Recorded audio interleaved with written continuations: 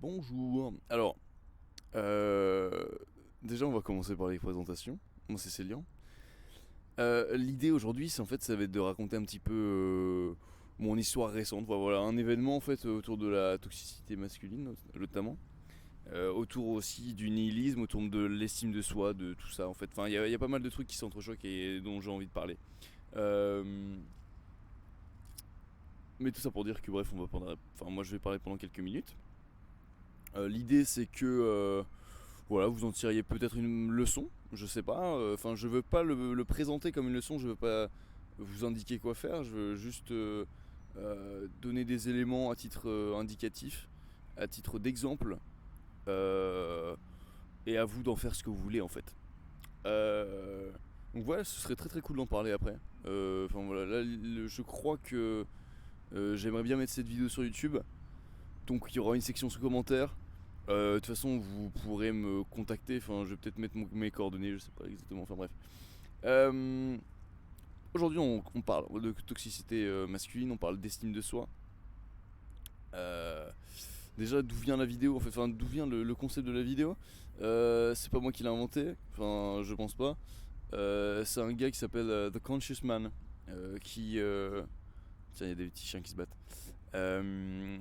Qui, en fait. Dont j'ai vu la vidéo tout à l'heure, et en fait qui lui tournait quand il était en train de conduire de nuit. Et en fait lui c'est comme ça que les réflexions lui viennent. Moi c'est plutôt en étant posé dans un parc. Donc voilà, dans un parc où vous voyez quelques petits arbres derrière. Et voilà, je suis à mon prime là. Donc l'idée, je vais commencer par là. L'idée, ma grosse faille. Ma grosse faille. Comment j'ai été élevé et en quoi ça a une incidence sur moi maintenant. Euh, Personnellement, j'ai été élevé dans l'image de l'enfant euh, intelligent, on va dire. Genre celui qu'on qualifiait d'intelligent, de dire ah t'as fait un test de QI, THPI. Ça c'est bon. Je trouve que c'est un peu une excuse pour tout. C'est un peu un prétexte pour se victimiser, je trouve en général d'à quel point on peut être bizarre ou qu'on rentre pas dans les codes de la société. Enfin, il y a des gens qui préfèrent croire qu'ils sont au potentiel que de croire qu'ils sont responsables de ce qu'ils font. Voilà. Euh, En tout cas, ça c'est ma interprétation du truc. Donc, je vais quand même tourner ma capuche, même si je préfère carrément parce que mes oreilles sont cachées du vent. Euh, mais donc, enfant intelligent, enfin considéré comme intelligent, éduqué comme intelligent, enfin c'est l'image aussi que j'ai reçue en fait de mes grands-parents des deux côtés, de dire que bah en fait j'étais l'enfant scolaire, l'enfant idéal, que j'étais dans un bon lycée, que je m'en sortais bien, enfin dans un bon collège, dans un bon lycée, et en fait c'était tout quoi, genre j'étais bon à l'école et c'était tout. Le truc c'est que donc je me suis enfermé là-dedans. J'avais l'impression que j'étais juste perspicace et bah, en fait des fois non, des fois je suis un peu con quoi. Donc je le vivais assez mal. J'étais très introverti, vraiment très mal dans mes bottes et et je manquais beaucoup d'amour propre. Vraiment pas mal que je cherchais à côté, enfin chez les autres, en fait, enfin, chez les filles surtout. Chercher l'amour chez les filles. Genre toutes les années de collège et de lycée, et même celles de primaire, j'ai été amoureux de filles euh, que je connaissais pas du tout en fait. Qui étaient par exemple dans ma classe, à qui je parlais pas du tout pendant l'année. Et je me retrouvais en fait à la fin de l'année, genre sans lui avoir dit un mot, et puis je me retrouvais à dire bon bah j'ai eu un crush sur toi cette année. Ah bah c'est un râteau, ok, génial. Bon. Euh, et j'ai grandi avec cette image-là, de me dire, bah en fait, je suis pas du tout attirant. Je suis délaissé des femmes, j'intéresse personne. Notamment, enfin même mes camarades de mecs, hein, genre vraiment, j'avais pas vraiment d'amis, j'avais peu de considération, en fait, peu de lumière sur moi. Et je l'ai mal vécu. Mais donc, on en arrive là, maintenant en fait je me retrouve avec quoi? Je me retrouve avec une grosse faille d'estime de moi en me disant mais bah j'ai pas été aimé jeune. Bon, là, récemment, ça s'est amélioré. Enfin, voilà, j'arrive à plaire et c'est cool. Euh, mais c'est vrai que je reste dans ce schéma-là de me prouver à moi-même que je peux plaire, en fait. Que je peux accéder à un truc auquel j'ai pas pu accéder avant. C'est-à-dire l'amour d'une femme. Euh, donc bon, ça c'est un gros problème. Et d'autant plus que c'est un problème qui est physique et qui est pas... Enfin, physique. Euh, qui s'intéresse au physique en fait. Bah voilà, je fais partie des mecs qui vont à la salle. Et franchement, la salle c'est un peu une comédie, c'est un peu une parodie le truc. Y a que des mecs qui se regardent dans la glace. Que des mecs qui mettent beaucoup plus qu'ils devraient mettre sur leur machine. Je parle de genre de poids. Enfin voilà, c'est vraiment l'endroit par excellence de la faille narcissique exploitée en folie. Euh, et c'est problématique ça, parce qu'en fait le truc c'est que si seulement c'était que des personnes jeunes, ok, pas de soucis. Voilà, on se construit, enfin moi à mon âge là j'ai 20 ans, on se construit, on est fragile, on est changeant, et, et on dépend de choses. Et donc c'est normal, on va dire. Voilà, on passe là, par là, moi je passe par là, c'est cool. Il y a des gens là-dedans, ils ont genre 50 piges. Et ils sont toujours à... Ok, ils ont un corps cool pour un mec de 50 piges, mais est-ce que c'est vraiment le corps qu'on attend de quelqu'un de 50 piges? Est-ce que c'est un corps qui est vraiment attirant pour quelqu'un de 50 piges? Même, bon, c'est des questions qui ont pas forcément... Enfin voilà, je m'en fous en fait.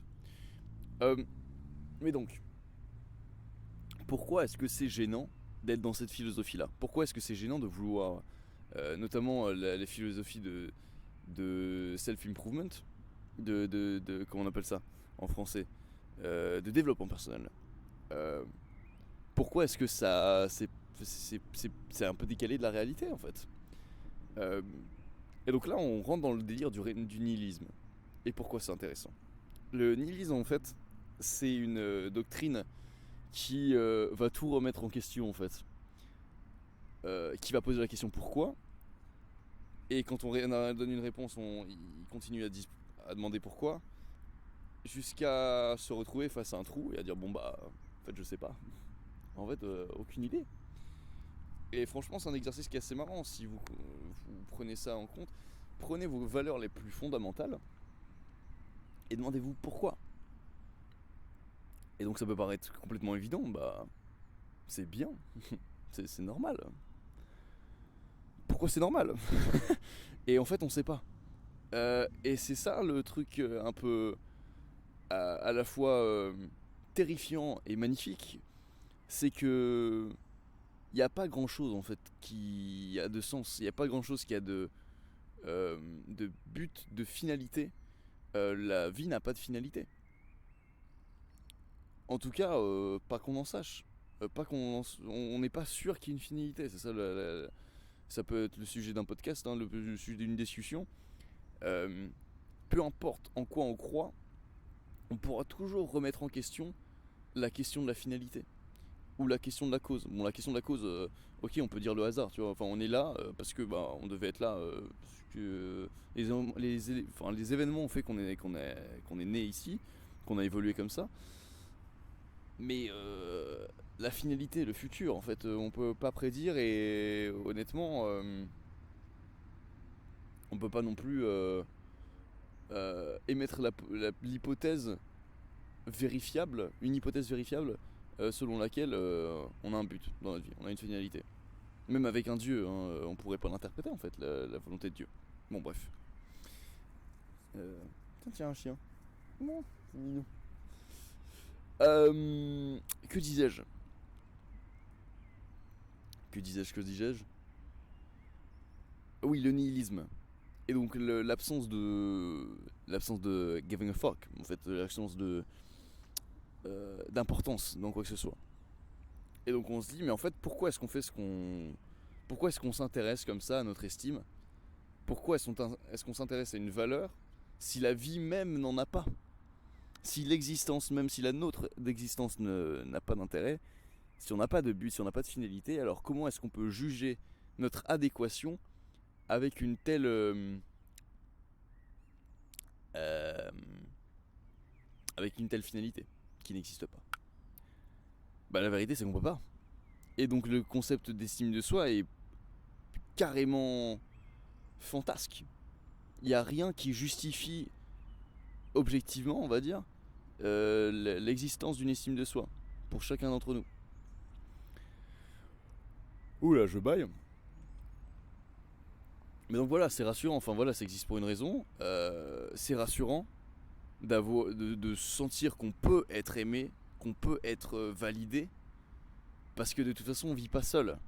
Et on sait qu'on dépend des autres dans l'intensité qu'on a dans le rapport à la vie. Bien évidemment que la vie c'est plus drôle avec les autres. Et enfin voilà, c'est pas un truc à vérifier, c'est juste comme ça, sinon on se fait chier. Seul on se fait chier. Enfin, seul. Seul longtemps, en vrai de vrai, enfin moi je me fais chier. Et donc forcément que c'est rassurant de se dire que on va être accepté par les autres. On va pouvoir interagir avec les autres, ça va pouvoir être drôle. Mais donc là en fait c'est un petit peu le serpent qui se mord la queue. On se retrouve à avoir besoin d'être validé par les autres pour être rassuré du fait qu'on pourra être validé par les autres. Et c'est un truc sans fin quoi. Donc bon, là on peut se poser la question, c'est bah en fait si la vie n'a pas de sens, si personne ne peut juger, bah alors autant que je fasse tout ce que je veux quoi. Et autant que j'arrête de me foutre d'un truc qui n'a pas d'importance. Et pourquoi c'est si compliqué en fait? C'est ça la grande question. Pourquoi est-ce que c'est si compliqué? Parce que même si on s'en convainc, en vrai de vrai, moi ça m'a aidé. Honnêtement, là ces derniers temps, de me dire que je ne suis fait pour rien. Je ne sers à rien. Je pourrais ne pas être là et ce serait pareil. Enfin, ce serait pas pareil, mais ce serait pas vraiment différent. Bah ça ouvre des possibilités, c'est vrai. C'est vrai qu'on se dit qu'au final, bon, si on dérange les gens, si on n'est pas aimable, si on n'est pas beau, si on n'est pas intelligent, si on n'apporte vraiment rien à la société, même si on est carrément, si on fait chier les gens, quoi, si on est un gros déficit pour la société, qu'est-ce que ça fait? Et c'est ça le truc, parce que de toute façon, ce qui importe c'est de vivre. S'il n'y a pas de but, ce qui importe c'est de vivre en fait, c'est de vivre aussi fort qu'on peut. C'est de vivre les bonheurs, les satisfactions, les rires, les tristesses aussi, ça arrive, les nostalgies, et tout ce qui va avec tout ce qui va avec ce qu'on a envie en fait, tout ce qui est, tout ce qui satisfait nos pulsions est bon à prendre, honnêtement. Je vais me tourner par là, c'est vrai que c'est quand même plus confortable, quoique. Euh, et c'est ça qui est magnifique et en même temps qui est complètement surréaliste. Parce que je me retrouve à me dire, mais bah évidemment la réponse est là. Mais pourquoi est-ce que je le fais pas? Et donc ça c'est un petit peu là où j'en suis bloqué sur cette réflexion. Pourquoi est-ce que j'ai tant besoin d'être rassuré? Et après peut-être que pas en fait. Hein. Peut-être que là je vous donne une réflexion qui est... En fait c'est une réflexion qui est vraiment fraîche. Hein. Et peut-être que je vous la donne maintenant. Au final, là j'ai vu ces derniers jours que j'avais une grosse amélioration à ce niveau-là. Euh, et ça se trouve, bah ça s'arrête là, tu vois. En fait, ça se trouve, bah vraiment, je vais commencer à kiffer ma daronne, là. Et ça vient se passer. Et de toute façon, je kiffe déjà ma daronne depuis un certain moment, en fait, mais pas pour la même raison. Là, j'étais dans un espèce de développement personnel, de déni de l'existence de l'estime de soi. Bon, ce qui revient un petit peu à ce que je dis, mais dans le sens où j'ai essayé de me prouver, et donc c'est une faille narcissique, hein, que j'étais capable de m'en foutre de l'estime de soi. Et encore le serpent qui se mord la queue. Enfin bref, voilà, c'était une réflexion que j'avais envie de partager. Le nihilisme, c'est très intéressant. J'avais aussi envie de parler du fait, enfin voilà, ça c'est un autre mec que j'ai entendu parler. C'est un gars qui, enfin voilà, c'est une réflexion, je pense, qui est assez euh, célèbre. Je suis pas le premier à en parler. L'idée de la distinction entre corps et esprit, entre corps et âme surtout. Euh, parce que c'est ça. Est-ce qu'on est notre corps? Force est de constater que non, puisque ben, un corps seul, le corps sera là après moi. Je vais mourir, tu vas mourir, et mon corps et ton corps seront là après la mort. Donc, on n'est pas notre corps, puisque nous ne serons plus là, de ce que j'ai bien compris. Euh, donc, est-ce que. Bah voilà, il n'y a carrément pas un lien d'égalité entre nous et notre corps. Donc, à quel point est-ce qu'on peut le séparer en fait? Est-ce qu'on peut dire que notre âme appartient à notre corps et que. Non, on peut pas le dire. On peut pas le dire. Puisque notre corps subsiste sans nous. Donc, est-ce que notre esprit. Notre corps appartient à notre esprit, à notre âme? Non, puisque à notre mort et à notre évasion, à l'évasion de notre âme de notre corps, celui-ci ne s'en va pas avec. Bon. Et donc c'est deux choses qui sont complètement distinguables. Et c'est magnifique en fait, parce que même au travers de la mort, on se rend compte que le physique ne joue pas. On se rend compte que... Et ça c'est assez marrant, que pourquoi se soucier de notre apparence? Puisque de toute façon nous ne sommes pas notre corps. Puisque de toute façon il y aura des gens qui seront là pour reconnaître qui nous sommes vraiment et pour l'apprécier. Et c'est un peu ça. Si t'es pas capable de regarder ta copine dans les yeux en lui disant que tu l'aimerais toujours si elle était grosse, c'est parce que tu l'aimes pas vraiment. Et c'est ça, genre, c'est cool et c'est bien. La beauté, c'est un repère. La beauté, c'est sympa parce que ça attire en fait. C'est juste une. Ça crée une connexion. Ça donne envie d'aller vers l'autre. C'est cool parce que ça permet de désirer aussi. Euh, mais c'est vrai que c'est pas assez. Clairement, et on sait, il y a des gens beaux avec qui ça matche pas. Il y a des gens beaux avec qui on est malheureux. Parce qu'ils sont pas beaux à l'intérieur. Enfin, en tout cas, parce ils sont pas le miroir dont on a besoin. Euh,